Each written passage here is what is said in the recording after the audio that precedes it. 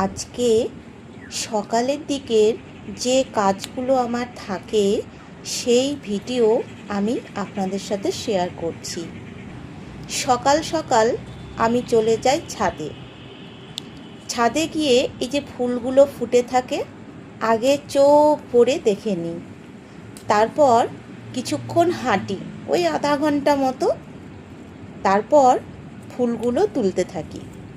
তারই মাঝে আমার আরেকটা ডিউটিও আছে, তার ভিডিও আমি বহুবার আপনাদের সাথে শেয়ার করেছি। কি বলুন তো, ওই যে পাখিগুলো আছে না, পাখিগুলোকে খাওয়ানো।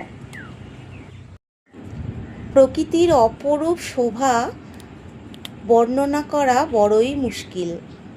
ফুলের কালারগুলো দেখুন, এক একটা জবা এক একটা রঙের। আর আমার এখন প্রিয় হয়ে উঠেছে এই সাদা জবা। সাদা জবাটা খুব ভালো লাগছে এই কয়েকদিন থেকে, কারণ এই গাছটা নতুন এবং কয়েকদিন থেকেই ফুলটা ফুটছে। আর সমস্ত ফুল তোলা হয়ে গেল, মানে জবা ফুলগুলো তোলা হয়ে গেল। এবার এসেছি অপরাজিতা ফুল ফুটতে। বেশ কয়েকটা অপরাজিতা ফুলও ফুটেছে, যেটা আমি ভোলেনাথকে দিই, আর দিই বড় ঠাকুর অর্থাৎ শনিদেবকে। আর দেখুন, এখানে ধুতরা ফুলও ফুটেছে। ধুতরা ফুল অবশ্য সবসময় ফুল দেয় এমনটা নয়, এই মাঝে মাঝে দেখি ফুল ফোটে, কারণ এই গাছে অনেক পোকা হয়, তো ছেটে ছেটে দেওয়া হয়, তারপর ওই আর কি ফুল ফোটে। তো ফুল তোলা হয়ে গেলে এই যে এনারা আমাকে তো একটু স্বস্তিতে থাকতে দেন না, তো ওনাদেরকে খেতে দেওয়া হলো। কি খেতে দিলাম জানেন? কোনো দিন দিই বিস্কুট, কোনো দিন দিই চিড়ে, এরকম পাল্টে পাল্টে ওদের খাবার দিতে হয়। সেই সাথে একটা ট্রেতে দিই জল।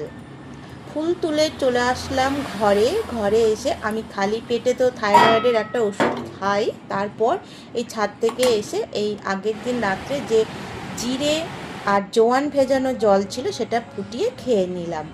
তারপর স্নান করে এই যে সমস্ত ফুল দিয়ে আমি পুজোটা সেরে নিলাম।